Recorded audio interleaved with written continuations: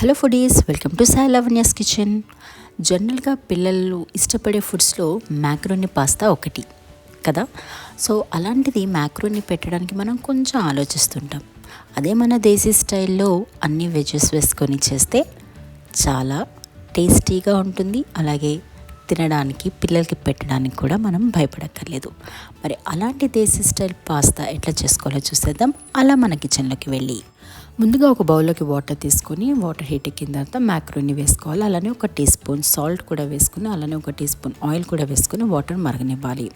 Water మరిగిన తర్వాత macaronis చూస్తే సాఫ్ట్గా అయిపోతాయి కదా, వాటిని స్ట్రెయిన్ చేసి పక్కన పెట్టేసుకోవాలి.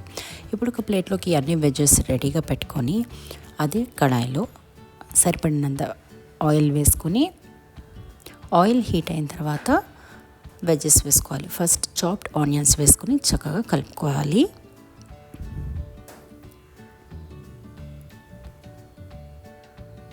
ఇప్పుడు ఒక టీ స్పూన్ అల్లం వెల్లుల్లి పేస్ట్ వేసుకొని కలుపుకోవాలి. ఇక్కడ మా అమ్మాయి ఈగర్లీ వెయిటింగ్ అనమాట, నేను కుక్ చేస్తాను ఒక్కసారి ఛాన్స్ ఇమ్మని. సో సరే అని తనకు కూడా ఇచ్చాను. సో ఇప్పుడు మనం క్యారెట్ పీసెస్, ఉల్లిపాయలు వేగిన వెంటనే క్యారెట్ పీసెస్ కూడా వేసుకొని చక్కగా కలుపుకోవాలన్నమాట. ఇవి మనం ఏ వెజ్జెస్ అయినా చిన్నగా కట్ చేసుకుంటాం కాబట్టి తొందరగా కుక్ అయిపోతాయండి. జస్ట్ 2 minutes వెయిట్ చేస్తే క్యారెట్ కూడా కుక్ అయిపోతుంది. క్యారెట్ కుక్ అయిన తర్వాత మనం తురిమి పెట్టుకున్న క్యాబేజ్ కూడా వేసుకొని కలుపుకోవాలి. క్యాబేజ్ అయితే విత్ ఇన్ నో టైం మనకి కుక్ అయిపోతుంది. సో ఎక్కువ టైం దానికి స్పెండ్ చేయక్కర్లేదు. చూసారు కదా, ఇలా కలుపుకోవాలి చక్కగా. ఇంకా మీకు కావాలంటే పీస్ కూడా ఇందులో యాడ్ చేసుకోవచ్చు. క్యాబేజ్ కూడా కుక్ అయిపోయిన తర్వాత tomato pieces, finally chop tomato pieces కూడా వేసుకొని చక్కగా కలుపుకోవాలి. టమాటో పీసెస్ వేయడం వల్ల మనకి కొంచెం టేస్ట్ వచ్చి బాగుంటుంది.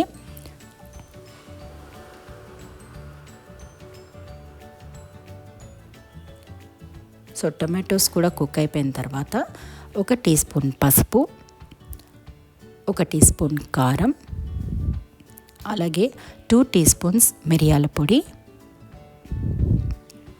అలాగే ఒక టీ స్పూన్ ఉప్పు వేసి చక్కగా కలుపుకోవాలి.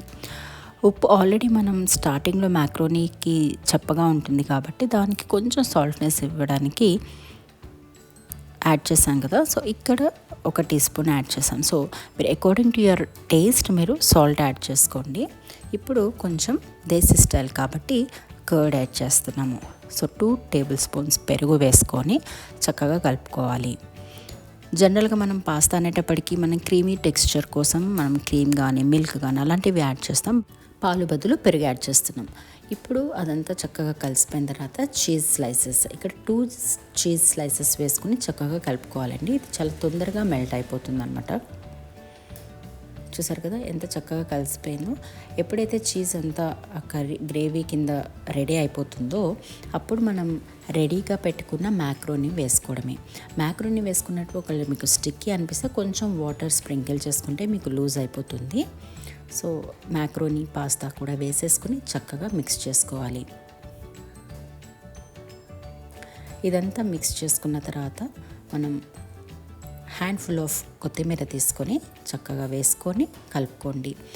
లాస్ట్ బట్ నాట్ లీస్ట్ ఒక్క చెక్క నిమ్మరసం కూడా వేసుకోవాలి. ఎందుకంటే అది కొంచెం మనకి ట్యాంగీ ఫ్లేవర్ వచ్చి చాలా బాగుంటుంది. ఇక్కడ నేను ఆ వీడియో మీకు చూపించడం మర్చిపోయాను, బట్ చల్లారిన తర్వాత కూడా చాలా బాగుంటుంది. హాట్గా సర్వ్ చేయండి. పిల్లలు చాలా ఇష్టంగా తింటారు. Eat healthy, stay healthy. ఈ వీడియో మీకు నచ్చినట్టయితే please like, share and subscribe my channel. Thank you for watching.